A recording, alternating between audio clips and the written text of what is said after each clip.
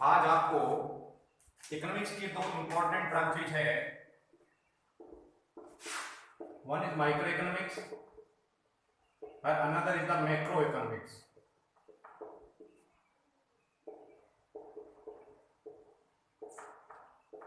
एक यूनिट, एक इकाई के संबंध में यदि हमें अध्ययन करना होता है, जिसे हम हिंदी में व्यष्टि अर्थशास्त्र कहते हैं, और यदि हमें समग्र ग्रुप, सोसाइटी या किसी राष्ट्र विशेष की आर्थिक पहलुओं का जब अध्ययन करना पड़ता है तो हम उसमें मैक्रो इकोनॉमिक्स अर्थात समष्टि विश्लेषण के अंतर्गत अध्ययन करते हैं, समष्टि अर्थशास्त्र में अध्ययन करते हैं।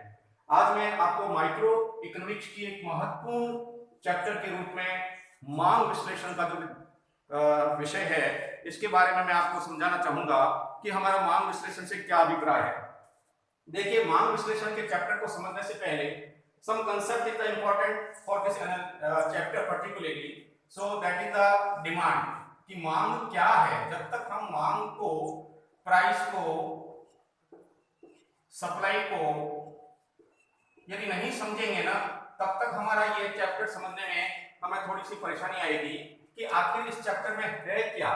तो सबसे पहले मैं छोटी छोटी चीजों को यदि स्पष्ट करना चाहूं, जिसकी की बड़ी महत्वपूर्ण भूमिका होती है इस डिमांड एनालिसिस चैप्टर के अंतर्गत, और वो छोटी छोटी बातें क्या है, वह है डिमांड की मांग है क्या। हमारा मांग के संबंध में जो विश्लेषण है वह बहुत जरूरी समझना है कि मांग कहते किसे है, कि डिमांड किसे कहा जाता है। तो इसके अंतर्गत मैं आपसे जो कहना चाहूंगा कि डिमांड के अंतर्गत तीन बातें इकोनॉमिक्स में बहुत जरूरी है।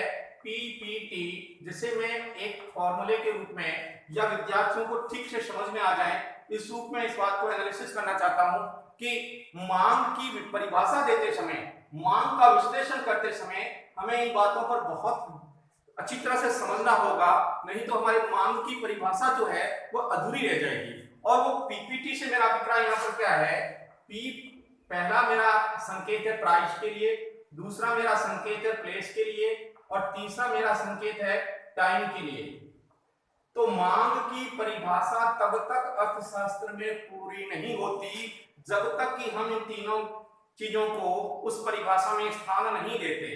तो अब यहाँ पर मेरा पीपीटी से क्या अभिप्राय है, यहाँ मेरा पीपीटी से अभिप्राय यह है कि यदि हम मांग की परिभाषा अर्थशास्त्र की भाषा में डिफाइन करना चाहूंगा तो यह है कि किसी वस्तु की निश्चित कीमत हो, वह एक निश्चित स्थान विशेष पर मांगी जाती हो और एक समय विशेष के अंतर्गत उसकी मांग हो।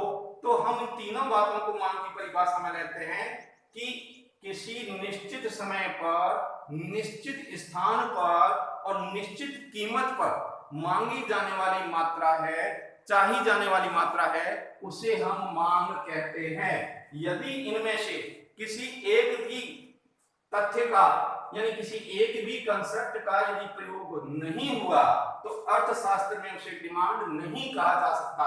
उदाहरण के तौर पर, आज दूध 100 किलो दूध की 10 रुपए प्रति केजी से मांग है, तो क्या मैं इस उदाहरण के आधार पर मांग की परिभाषा को पूर्ण कर पाता हूं? क्या इस स्थिति के आधार पर मैं मांग की परिभाषा को पूर्ण कर पाता हूं? नहीं। अगर इस उदाहरण को देखेंगे कि आज तो समय तो आ गया, टाइम, और 10 रुपए प्राइस भी आ गई, लेकिन यहां पर जो प्लेस नहीं आया कि 100 केजी जो दूध है 10 रुपए के प्रति किलो के हिसाब से लिया जा रहा है, तो वो 100 केजी किस स्थान पर उसको खरीदने की इच्छा रखी गई है। अतः यहाँ पर जो प्लेस न आने के कारण यह उदाहरण मांग का उदाहरण नहीं कहा जा सकता। दूसरा उदाहरण और एक देखना चाहता हूं कि आज या यह कहूं कि जोधपुर में 100 केजी दूध की 10 रुपए प्रति केजी के हिसाब से मांग है। क्या इसे मांग की परिभाषा में शामिल किया जा सकता है? विद्यार्थियों, यह भी जो है मांग की परिभाषा का सेंटेंस नहीं है, क्योंकि यहाँ पर प्लेस तो हो गया, प्राइस भी आ गई, लेकिन यहाँ टाइम नहीं आया। टाइम नहीं आने के कारण मांग की परिभाषा वाला यानी पीपीटी के केवल दो ही पहलू आए, प्राइस आई, प्लेस आ गया, जोधपुर आ गया, 10 रुपीज पर केजी के हिसाब से प्राइस आ गई, लेकिन टाइम नहीं है, तो यह भी मांग की परिभाषा में हम शामिल नहीं करेंगे। तीसरी चीज है टाइम। टाइम के हिसाब से मैं इसमें ये जोड़ दूं कि आज जोधपुर में 100 केजी दूध की मांग 10 रुपए प्रति किलो के हिसाब से है, तो अब इसमें आज का टाइम भी आ गया, आज प्लेस के रूप में जोधपुर स्थान भी आ गया और 10 रुपए के रूप में भी आ गया। तो we can involve all three things, price, place and time in this definition. Then we can say this definition complete for the economical sense in the demand purpose. So I can say for the demand all three things are necessary, that is the price, place and time. If only price, if we involve this definition, it is not definition of the demand. We can't say only involve the price, can't involve only place and time. So all three things are necessary for the definition of the demand. तो आप demand की परिभाषा अच्छी तरह से समझ चुके हैं कि डिमांड अर्थशास्त्र में कहते किसे हैं। दूसरी चीज में आता हूं, मांग की परिभाषा समझ ली। एक चीज और कहना चाहता हूं, प्राइस। दूसरा कंसेप्ट मेरा प्राइस है। प्राइस जिसे हम हिंदी में कीमत कहते हैं, कहीं कहीं इसे मूल्य के रूप में लिख लिया जाता है, लेकिन दोनों में फर्क है। कीमत का मतलब यह है, क्योंकि जब मैं मांग की एनालिसिस चैप्टर को पढ़ाने जा रहा हूं, समझाने जा रहा हूं, तो मैंने शुरू में भी विद्यार्थियों को ये कहा गया था कि हमें छोटी छोटी कंसेप्ट जो है, इन कंसेप्ट को इकोनॉमिक सेंस में समझना बहुत जरूरी हो जाता है। अतः मैं आप यहाँ पर कीमत के रूप में ये कहना चाहता हूँ, कीमत से अभिप्राय है कि किसी भी वस्तु का मौद्रिक मूल्य से है, आपको उसे मॉनेटरी सेंस में एनालिसिस करना पड़ेगा, आंकलन करना पड़ेगा, तभी हम उसे कीमत की परिभाषा में कह सकते हैं। जैसे अगर मैं बात कहूं, पोटैटो 10 रुपये पर केजी, पेट्रोल 70 रुपए प्रति लीटर, 100 रुपए प्रति मीटर कपड़े का भाव, तो यहां पर जो है ना, मैंने रुपए 100 रुपए प्रति मीटर, 70 रुपए प्रति लीटर, ये बात जो रुपए के रूप में आकलन की है, तो यह कीमत की परिभाषा का एनालिसिस करता है, कीमत के सेंस को शो करता है। और मूल्य में अभिप्राय में हम जो है वह मॉनेटरी एनालिसिस न कहकर यूं कह सकते हैं कि 1 किलो आलू का मूल्य है वह 2 किलो प्याज के बराबर है, तो इसका मतलब प्याज 2 किलो, 1 किलो आलू, सेंस में कहीं पर मनी नहीं आई, दोनों का हस्तांतरण है एक वस्तु के दूसरे वस्तु के बदले में, तो 1 किलो आलू का मूल्य 2 किलो प्याज के बराबर होगा। तो यह एक महत्वपूर्ण कंसेप्ट है प्राइस के सेंस में। और जब हम डिमांड एनालिसिस पढ़ेंगे तो डिमांड और प्राइस का बहुत इतना घनिष्ठ रिलेशन है कि बिना इन दोनों कंसेप्ट के हम डिमांड एनालिसिस की इकोनॉमिक सेंस में व्याख्या कर ही नहीं पाते। अतः अब आपके सामने मैंने डिमांड की परिभाषा आपको पीपीटी के रूप में रख दी, प्राइस के रूप में मैंने आपसे बता दिया कि किसी भी वस्तु का मौद्रिक आंकलन है वह कीमत कहलाता है, और वो प्रति इकाई आंकलन होना चाहिए। प्रति इकाई आंकलन करने पर वह कीमत की परिभाषा में आ जाता है। अब जो मैं आपको इस एनालिसिस की दूसरी एक चीज है महत्वपूर्ण, वो बात बताना चाहता हूं कि आखिर मांग और कीमत में संबंध क्या है, क्योंकि इस एनालिसिस के लिए यह जरूरी है कि पूरा का पूरा यह जो चैप्टर है डिमांड एनालिसिस, वह चलता है प्राइस एंड डिमांड के बीच में रिलेशन को लेकर के। आपको अगर इस एनालिसिस को अच्छी तरह से समझना है, या आपको और इससे जुड़ती हुई जो बातें आएगी वह आएगी, जैसे लॉ ऑफ डिमांड, मांग का नियम क्या है, दूसरा है डिमांड कर्व क्या होता है,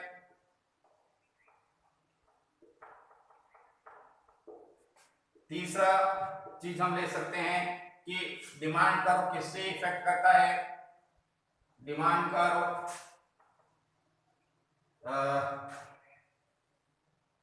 जिसको कह सकते हैं कि डिमांड कर्व किससे प्रभावित होता है, तो demand curve and it's relation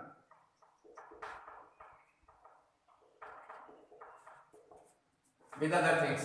तो यहां आपसे मैं एक एक चीज को व्याख्या करना चाहूंगा कि अगर आपको लॉ ऑफ डिमांड, मांग के नियम की बात को समझना है, तो उसके लिए आपको मांग और कीमत के बीच संबंध को स्पष्ट करना होगा। विद्यार्थियों, एक बात को आप ध्यान रखें कि जब भी आप मांग विश्लेषण की बात को समझते हैं, तो ऐसी स्थिति के अंतर्गत आपको सबसे पहले कीमत का प्रभाव मांग पर देखना होगा, अर्थात सबसे पहले आपको कीमत शब्द बोलना पड़ेगा।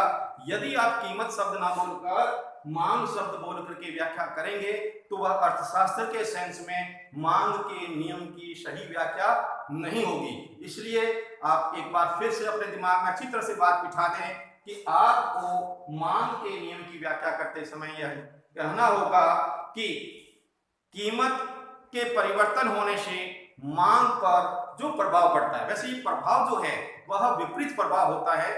कीमत और मांग के बीच में हमेशा विपरीत संबंध होता है, inverse relation between demand and supply, inverse relation between demand and price, not supply, demand and price.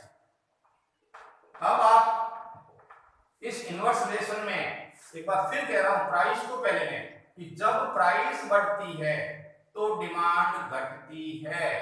यदि आपने इस चीज को ऐसे लिख दिया कि डिमांड के बढ़ने पर प्राइस घटती है तो यह चीज गलती हो जाएगी। इनवर्स तो रिलेशन दिखेगा, लेकिन इन प्रैक्टिकल व्यवहार में, बाजार में, सोसाइटी में ऐसा आपको व्यावहारिक रूप से नजर नहीं आएगा। नहीं, यह मांग के नियम की पुष्टि करता है। मांग के नियम की पुष्टि करने के लिए आपको यह कहना होगा कि कीमत और मांग के बीच विपरीत संबंध बताने वाले नियम को हम मांग का नियम कहते हैं। और कीमत बढ़ती है किसी समय विशेष पर, क्योंकि ये जो है ना, हम पहले ही डिमांड की परिभाषा के अंतर्गत ये बात स्पष्ट कर चुके थे कि कीमत के बढ़ने पर डिमांड घटती है, और यदि कीमत घटती है तो डिमांड बढ़ेगी। इसलिए फिर मैं आपको यह विशेष रूप से जोर देके कहना चाहता हूं कि पहले कीमत शब्द का उच्चारण करें। यदि आपने पहले मांग शब्द का उच्चारण कर दिया तो यह न तो मांग के नियम को स्पष्ट कर पाएगा और न ही अर्थशास्त्र की परिभाषा के अंतर्गत डिमांड एनालिसिस की सही व्याख्या करने में सफल होगा। इसलिए आप जब भी कभी मांग और कीमत के बीच संबंध को स्पष्ट करना चाहते हैं तो ऐसी स्थिति के अंतर्गत आप हमेशा जो है वह इस बात का प्रयोग करें, कीमत शब्द पहले बोले कि जब कभी कीमत बढ़ती है, और यहाँ पर आप कई बार देखते हैं px, dx, py, dy, यह तो केवल पर्टिकुलर कमोडिटी का संकेत है कि किसी x वस्तु की कीमत के बढ़ने पर x वस्तु की मांग घटती है, y वस्तु की कीमत के घटने पर y वस्तु की मांग बढ़ रही है। इस उदाहरण में यह x और y जहां कहीं देखते हैं तो उसे आप कंफ्यूज ना हो। x और y जो चीज है वह केवल वस्तु के संकेत के रूप में बताया गया है। इस मांग के रूप में को हम डिमांड कर्व के आधार पर भी स्पष्ट करते हैं कि किस प्रकार डिमांड कर्व यानी मांग वक्र जो है वह किस प्रकार इस बात को स्पष्ट करता है, किस बात को, इनवर्स रिलेशन को। किसके इनवर्स रिलेशन को? प्राइस और डिमांड के इनवर्स रिलेशन को। तो साथियों, मैं आपको बता देना चाहता हूं कि ये आपका डिमांड कर्व है जो बाएं से दाईं ओर घटता हुआ होता है, और यह जो है वह आपको बताता है कि जब प्राइस अधिक है तो डिमांड कम होगी। जैसे यहाँ पर मैं D1 ले लेता हूँ, यहाँ P2 कर लेता हूँ। जब प्राइस घटती है तो डिमांड बढ़ रही है। ये देखिए D2 हो गई, प्राइस घटकर P2 से P1 हो गई, और इसमें ये डिमांड कर है dx x वस्तु का जो बाएं से दाईं ओर गिरता हुआ होता है। आज इतनी ही बात स्पष्ट करना चाहता हूं, कल में से और ज्यादा स्पष्ट करूंगा। आप एक बार पढ़ें, समझें, और इससे संबंधित जो भी समस्या होती है वापस कंसल्ट करने की कोशिश करें। ये हमेशा बाएं से दाईं ओर गिरता हुआ होता है जो प्राइस और डिमांड में इनवर्स रिलेशन बताता है। थैंक यू, फिर मिलेंगे और इस बाबत अपन फिर चर्चा करेंगे मांग विश्लेषण की। ओके।